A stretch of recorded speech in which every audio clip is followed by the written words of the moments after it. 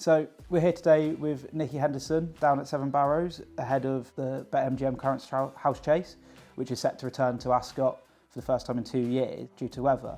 So how do you think Jonbon will fare, having not raced at Ascot since 2021? Yeah, well, it's interesting. He has had the one run round there when he won the Kennel Gate, which is a long time ago. He hasn't been round Ascot over fences, but to be fair, I don't think left or right makes any difference to him. I don't think he needs anything. To be fair, you could say that he loves Sandown, which is right-handed with a fair few undulations in it, so I can't see why Ascot wouldn't be suitable. I hope he'll enjoy it. We all enjoy it, so we've got to hope he does. The weather hasn't obviously been too good for preparation with the frost and the snow that we've had recently. How has this affected your preparations, and have you changed anything in terms of leading up to Ascot now due to the weather? We haven't changed anything, you just have to improvise, really. If the weather had been perfectly normal, yeah, things would have been slightly different. You were down here this morning, he was just having a couple of canters.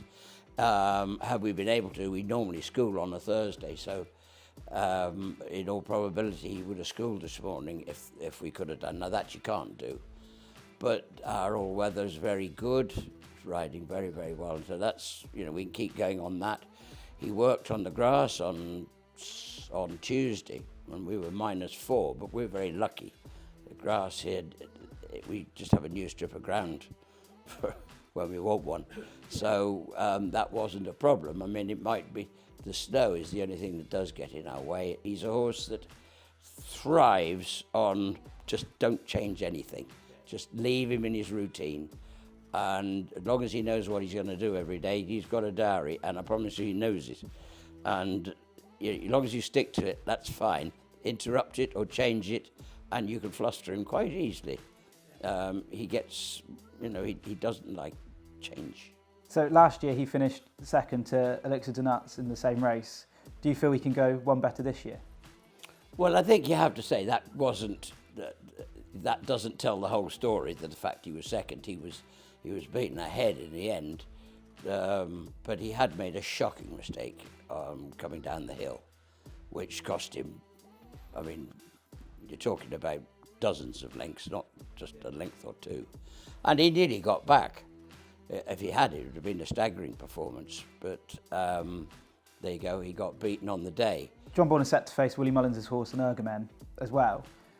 What type of challenge are you expecting from Energumene and the rest of the field? Well, I think from Ascot's point of view, we can all go back and remember the Energumene Shishkin Clarence House, which was one of the great races of all times. It was billed as that, and it lived up to it, which was terrific. Well, it was terrific for us. I don't think Willie probably enjoyed it as much as we did.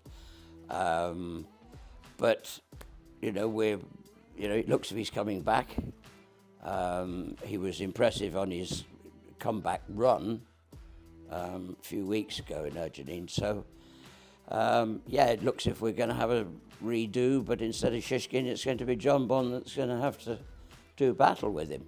I think the interesting thing there is the two sort of, Jonbon's very happy up there. They could be going all right, good gallop. I can see it being, it could be an attacking game. 16 wins from 19 and never finishing worse than second in a race. Do you feel Jonbon is still underrated almost by sort of racing fans and media?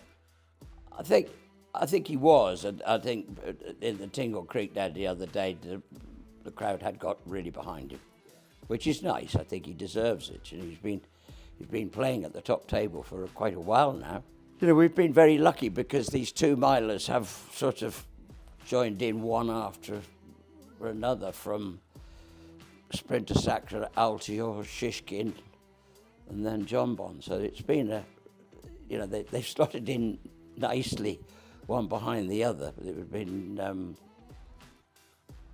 you wouldn't have wanted them at the same time. No.